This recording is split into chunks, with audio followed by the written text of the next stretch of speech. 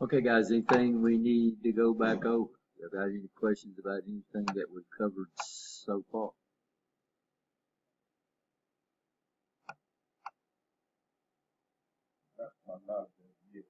As of yet.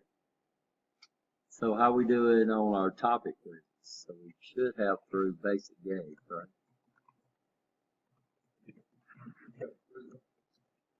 Yeah, I think it's chapter 3. I'm not sure, right?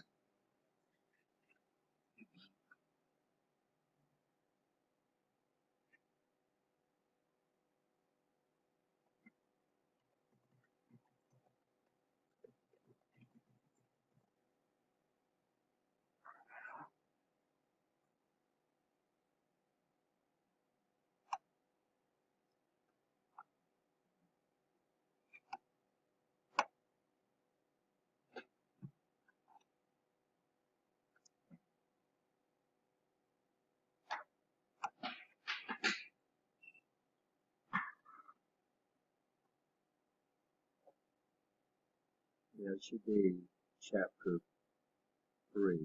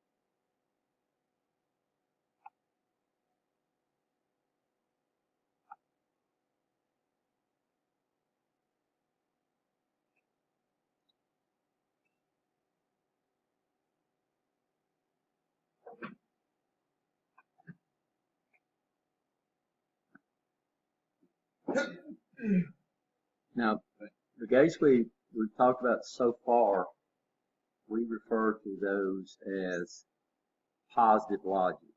We refer to that as positive logic because the inputs are high active. It has nothing to do with the output. It has the active state of inputs. And then we go back and review combinational logic. So what would you think combinational logic would be?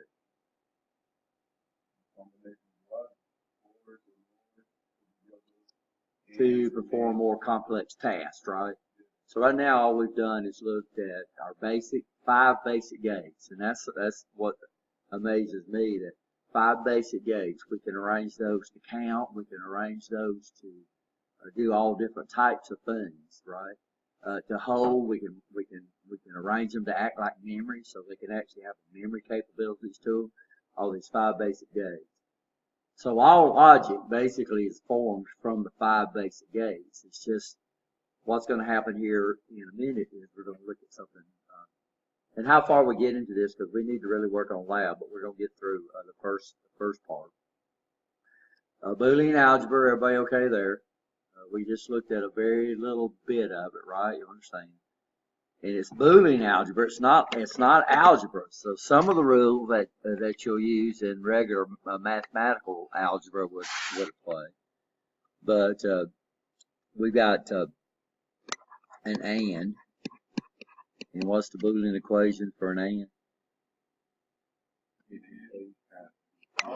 We can't say times. A and B, yeah. Yeah, so and this is a symbol. Y'all understand this is a symbol right here. And what are we symbols for?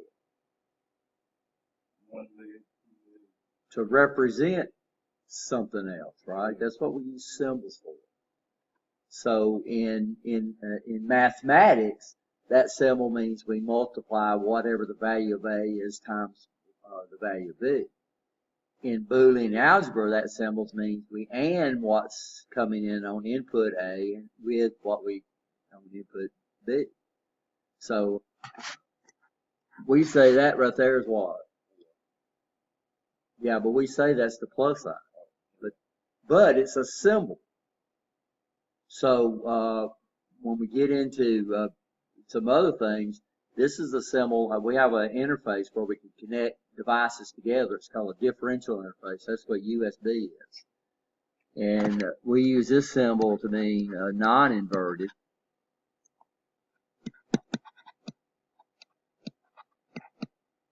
And then this symbol right here means inverted. So what we're saying, these are symbols, and symbols can mean different things, right? Inverted, not inverter. So in Boolean algebra, this is not it's not times, it's what? It's and too.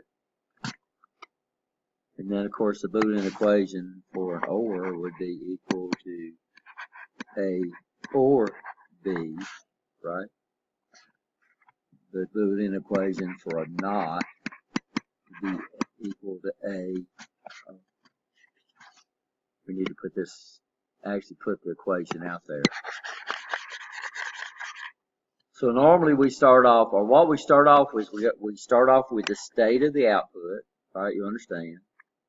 Followed by what we require on the inputs. And this could keep going, right? You understand? So to get an AND function, we got to have at least what? 2 inputs. And then the OR would be like X is equal to A or B or C or D. And then we got the NOT. How many inputs can a NOT have? 1, right? You understand that? All our other logic gates have a minimum of 2. A NOT has 1. So here we get kind of strange. So we say, okay, X, if to get X to go high, then my input has to be what? Low. That's what the bar means.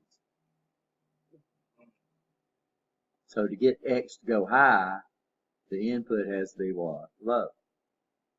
And what we got to understand, even in math, negative, we can't solve for negative numbers. My answer can be negative, but even in algebra, what we put on the left is always considered to be positive in algebra, right? You understand that? So we won't have, you won't see in algebra a negative X equals this, and that's the same thing we did here.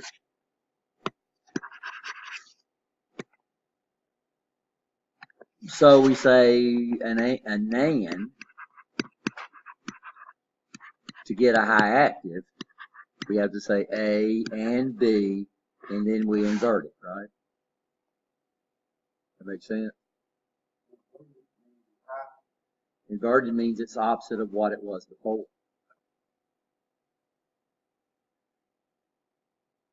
Right? Well, that's like the reverse on your car.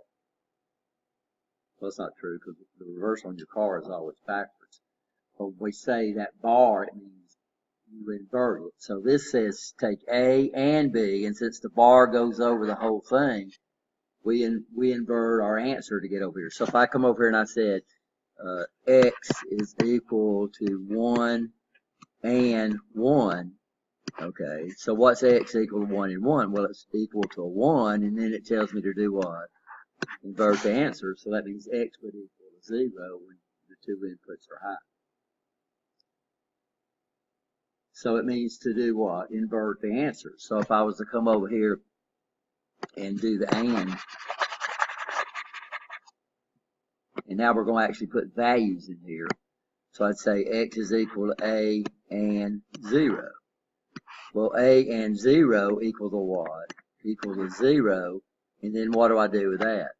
I invert it. That's why we put the bar across that. So it says go ahead and do the logic and then invert your answer to get what X would actually be. But when we draw the symbol looks like this. For that answer, can invert a zero.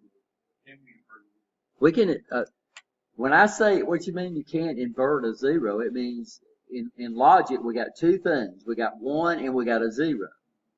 Invert means the opposite of. So what that means, you're thinking about changing the sign of, you're thinking math. We're talking logic.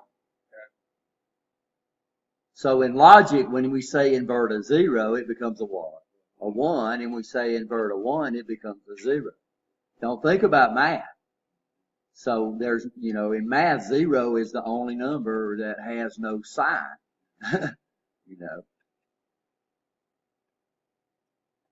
So if I've got a 0 out here, you say, well, I invert a 0, you're thinking about taking the reciprocal of a 0, right? And that would be infinity, by the way.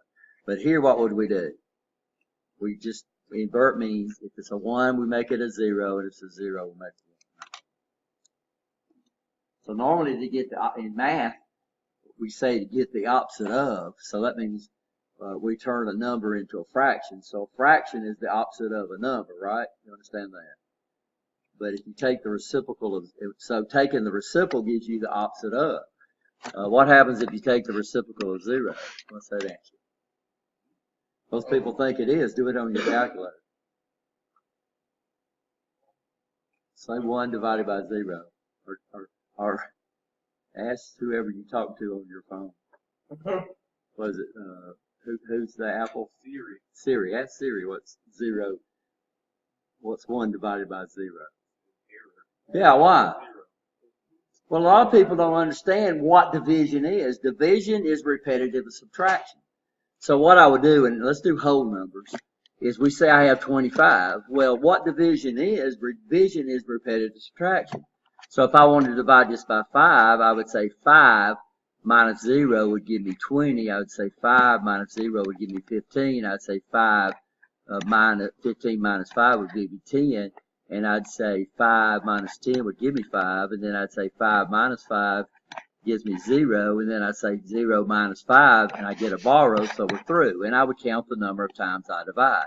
We should come up with 5, right? I'm sorry, 1, 2, 3, 4, 5. And that's what division is. Division is repetitive subtraction.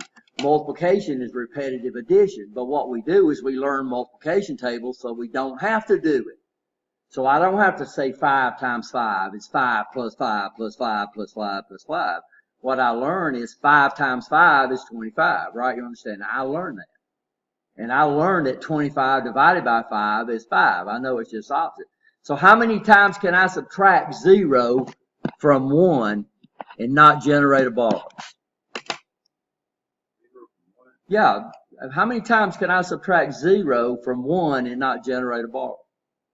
Infinity. So that's 0. Any number divided by 0 except 0. Any whole number divided by 0 is infinity. So what is your calculator? Your calculator can't display infinity. So what does it say? It gives you an error. Now, any number divided into 0 is 0, but any number divided by 1 is infinity. So so the opposite of 0 is infinity. In math, right? You understand that. But the opposite of 0 in logic is 1. But you'd be surprised how many people you say, what's 1 divided by 0? And they'll say 0. It's just a common nature. But actually, that's why I tell y'all to do it on your calculator. But your calculator does, well, some calculators do logic. The calculator that comes with Windows does logic, I think.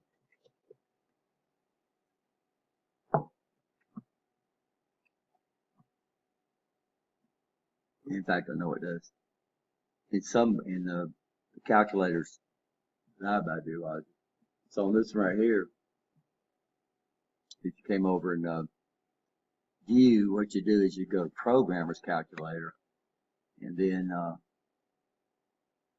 no, it don't have and, does it? It don't do logic. What's that? Oh yeah.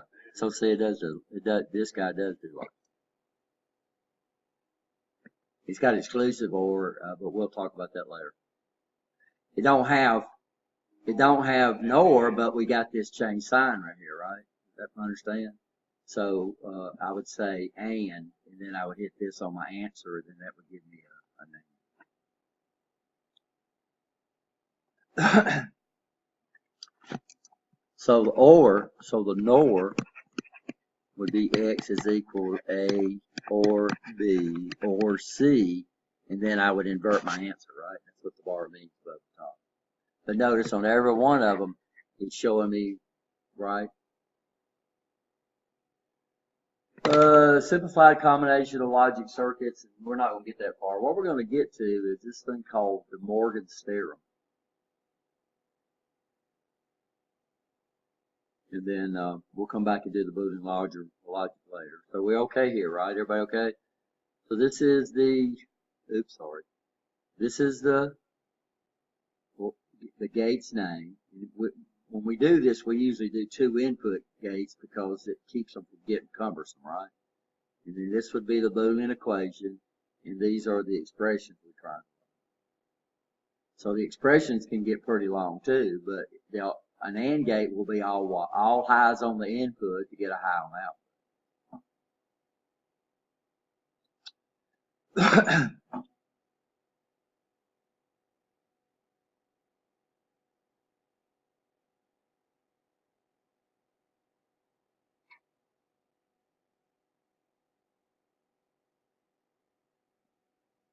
We're not going to do a lot of reduction in this class. What we have to understand is when you reduce an algebra formula, what does that do? What does that do for you? Everybody had algebra yet? Simplify, but it makes the equation smaller.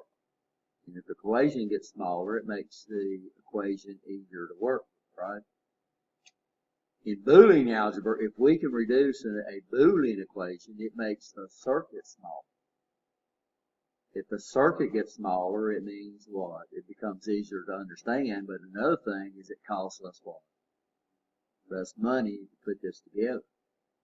And of course, it's all about money. So here, we're talking about instead of making the formula easier, which we're going to do, make the circuit easier to understand, what Boolean algebra does is it reduces the amount of integrated circuits that I need to implement what I need to do, right? And of course, integrated circuits are not expensive. They're less than $1, but if I'm putting out 10,000 of them and I'm saving $1 per board, what did I just make? I made $10,000 profit, or I can sell mine cheaper, right? So we're going to learn some equations, but this is what I want to show y'all.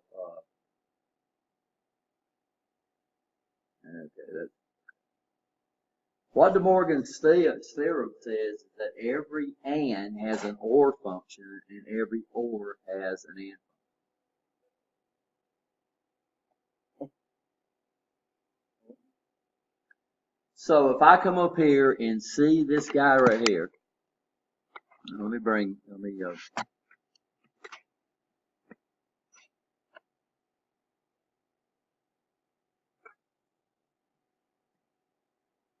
hang it.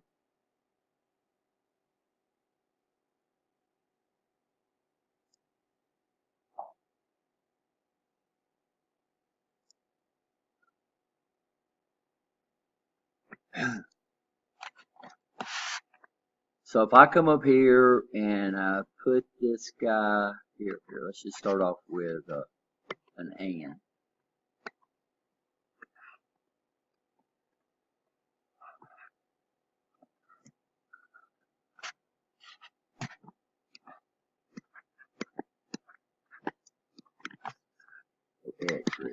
We do the truth table.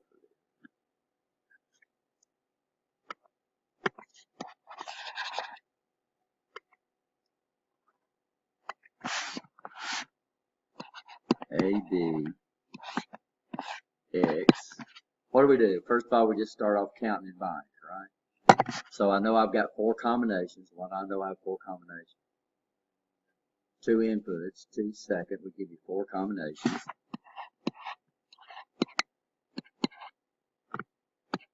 And there's my full combination. Of course, what would my output be for an AND?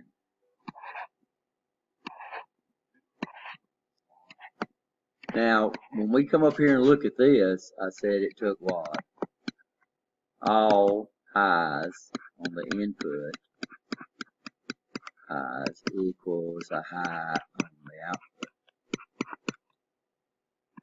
What would we say about those three?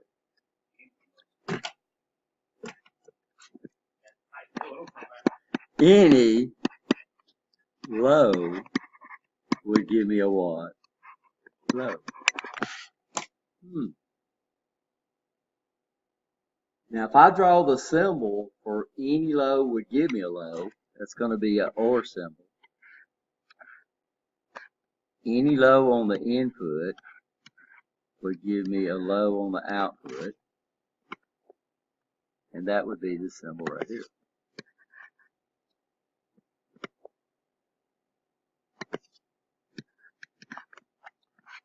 Y'all agree with that? Any, which means that's the symbol of an OR. Then I start off with what's required on the input to get the output to a certain state. So that would be the symbol that represents this logic right here. This would be the symbol that represents right here. But they're exactly the same gate.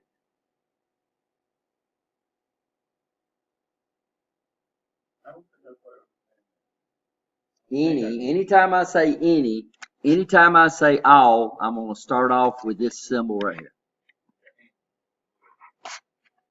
here. Any, the word any. Now, anytime I say any, I'm going to start off with this symbol right here. Right? You understand? Okay. Then it says, okay, what's required on the inputs? Any low will give me a low. Right? So any low will give me a low. Now that's not an OR. Right? You understand?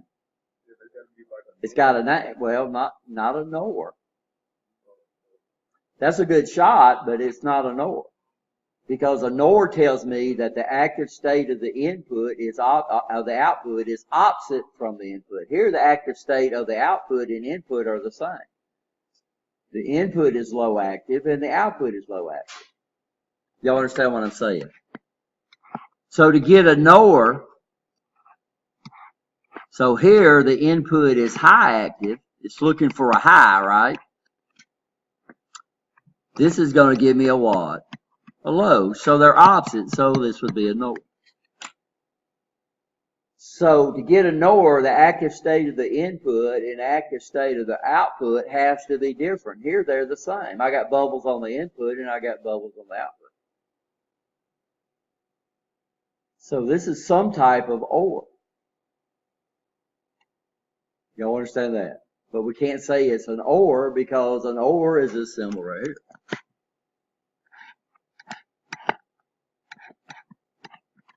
This is an OR. This is some kind of OR.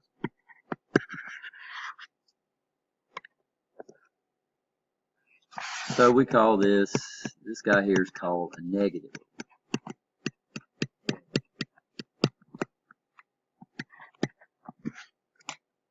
So negative is a term we use on these basic gates if it has low active inputs.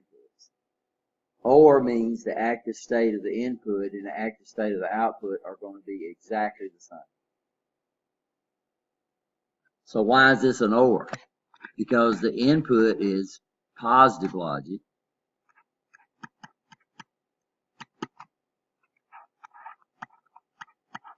And the output is what? Positive logic. Here the input is negative logic. And the output is negative. So that's why it has a, but we say negative because it's low active. But you got to understand, what you got to understand, it is the same gate. So an and a negative OR are the same. It's just that one is saying all highs to get a high. The other symbol is saying all lows to get a low.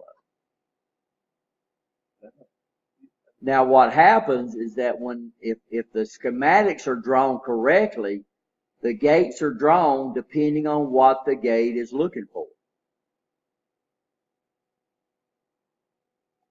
Does that make sense? How it functions in the circuit.